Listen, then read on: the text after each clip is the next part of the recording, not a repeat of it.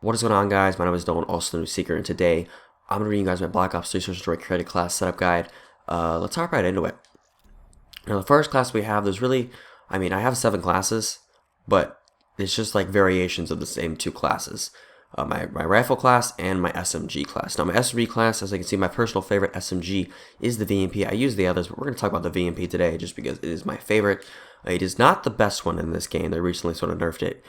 So it is not the best one, but it is just my personal preference. It reminds me a lot of the MSMC. The attachments I like to run on that is long barrel and grip. A lot of people don't run long barrel on it. A lot of people run quick draw, which is good as well. Like I used to run quick draw on it, but I found myself not really noticing too much difference with the quick draw, so I put long barrel on it instead, which works out perfectly fine for me. Now, SMG classes in this game, just rushing in general, frag and concussion combo. The stun nade combo is very important in this game for rushing. Just stuns are really good, and I mean, just stunning and nading somebody usually gets you a kill just about every time you do run a rush. I have almost the same amount of uses how many times I've like thrown a nade. For the most part, I get a kill, 1 or 2 kills every time I throw one, which is really nice.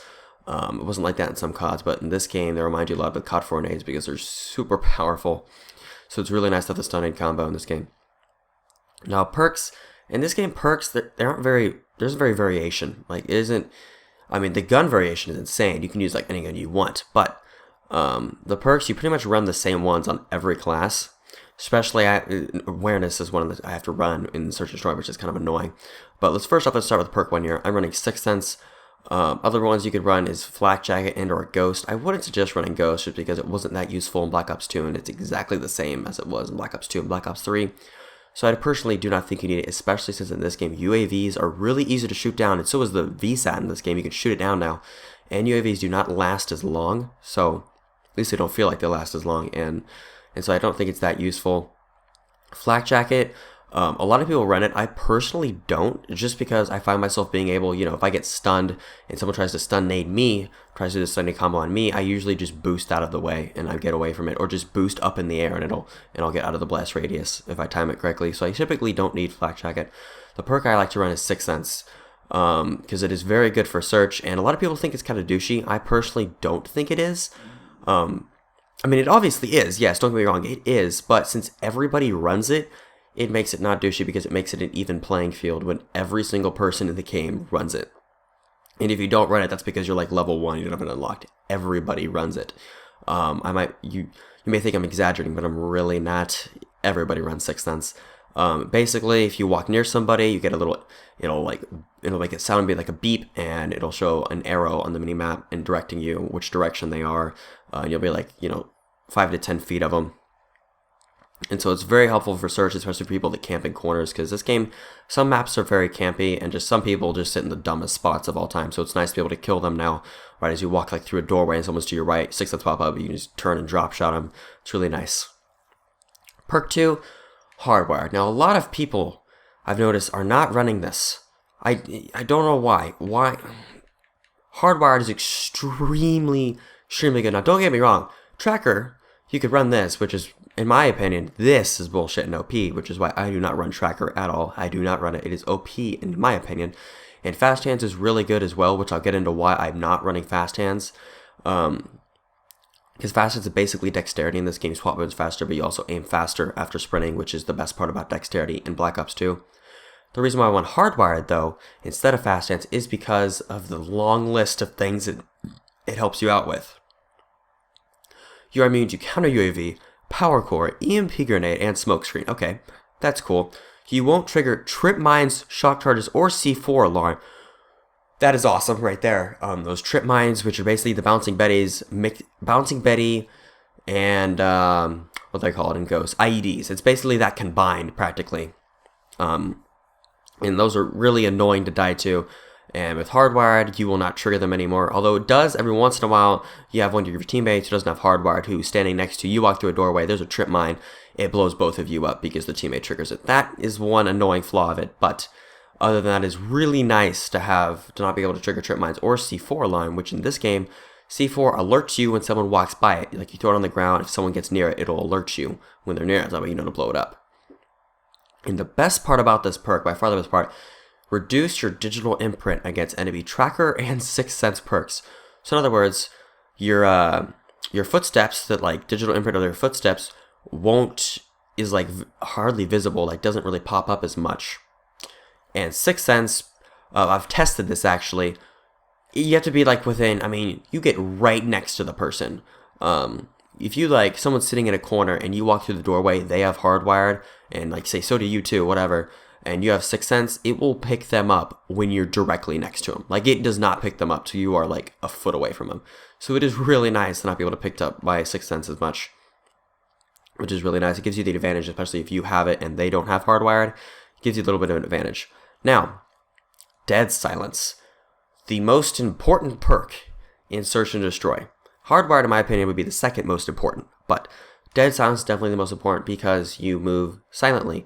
That's wrong, actually. You do not move silently in this game, which is why I like to call it in this game almost silent. That's my personal name for it. Move almost silently, because you still make noise.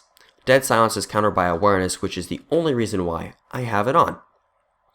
So for all of you that clicked off the video already and thought I was a douche, well, you're not going to see the part where I explain why I'm using awareness and Dead Silence together, because this is Dead Silence. Dead Silence awareness is just Dead Silence. Awareness makes it where nobody can sound hurt you because you have Dead Silence and awareness, so your footsteps are now completely silent because you cannot be sound hoard when you have Dead Silence and awareness.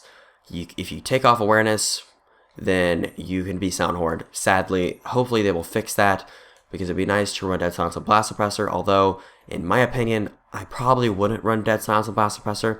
Like I talked about Fast Hands, if I did not have to run awareness to be completely silent, my class would be running this, so that I could aim quicker for sprinting and I would not need awareness.